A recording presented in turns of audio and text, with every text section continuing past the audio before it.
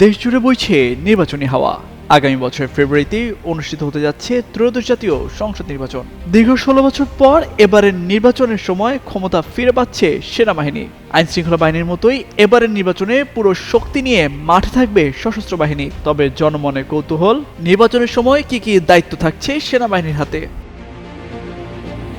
মূলত ত্রয়োদশ জাতীয় সংসদ নির্বাচনে শুধু স্ট্রাইকিং ফোর্স নয়, অন্যান্য বাহিনীর মতো পূর্ণ ক্ষমতায় আইন শৃঙ্খলা রক্ষার দায়িত্বে থাকবে সেনাবাহিনী। এজন্য গণপ্রতিনিধিত্ব অধ্যাদেশ আরপিও সংশোধন করে প্রধান উপদেষ্টার দপ্তরে প্রস্তাব পাঠাতে যাচ্ছে ইসি। এর মাধ্যমে নির্বাচন কমিশন সেনাবাহিনীকে নির্বাচনী দায়িত্বে পূর্ণ ক্ষমতা দিতে চায়। ফলে ম্যাজিস্ট্রেটের চাহিদার উপরে নয়, সেনাবাহিনী স্বাধীনভাবেই নির্বাচনের আইন শৃঙ্খলা রক্ষায় কাজ করতে পারবে।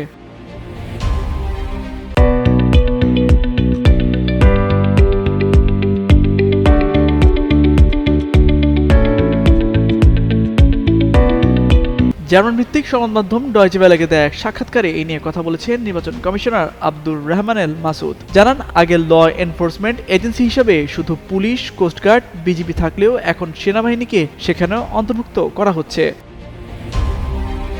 এ বিষয়ে সাবেক সেনা কর্মকর্তা ও নিরাপত্তা বিশ্লেষক অবসরপ্রাপ্ত মেজর এমদাদুল ইসলাম বলেন, আরপিওর এই সংশোধনী হলে নির্বাচনের দায়িত্ব পাওয়া সেনা সদস্যরা ম্যাজিস্ট্রেসি এবং পুলিশের ক্ষমতা একসঙ্গে পাবে। আগে তারাই স্ট্রাইকিং ফোর্স হিসেবে ভোট কেন্দ্রের বাইরে এক জায়গায় অবস্থান করতেন। কোনো সমস্যা হলে ম্যাজিস্ট্রেটের অনুমোদন সাপেক্ষে তারা কাজ করতেন। কিন্তু এখন তার আর প্রয়োজন হবে না। স্বাধীনভাবে তাদের কমান্ডারের অধীনে ডিপ্লয়মেন্ট এবং অন্যান্য কাজ করতে পারবেন বলে জানান তিনি। নির্বাচন ও নির্বাচন কমিশন বিষয়ক আইনজীবী অ্যাডভোকেট আহসানুল করিম বলেন, আগে সেনাবাহিনী স্ট্রাইকিং ফোর্স হিসেবে দায়িত্ব পালন করত। এতে তারা চাইলেও নিজেরা কোনো ব্যবস্থা নিতে পারত না।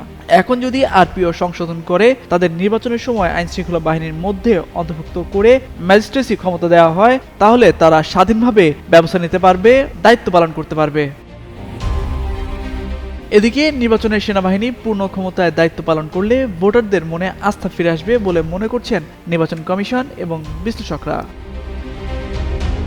তামজিদ মির্জা, যুগান্ত নিউজ।